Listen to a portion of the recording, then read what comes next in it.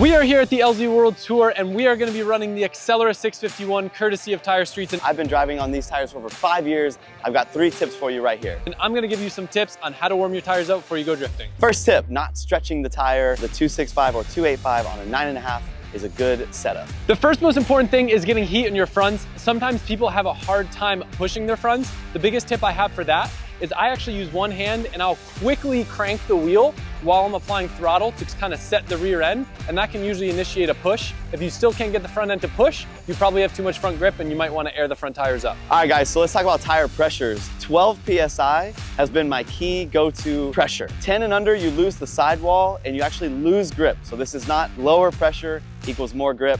It's actually a little bit higher pressure equals more grip. You don't want to be bouncing off your lock stops in the burnout box. I've seen it happen way too many times where people get a little bit aggressive in the burnout box, they wind up breaking a tie rod, and then they lose their battle. You don't want to do that. I roast the tires. The tire really loves a lot of heat.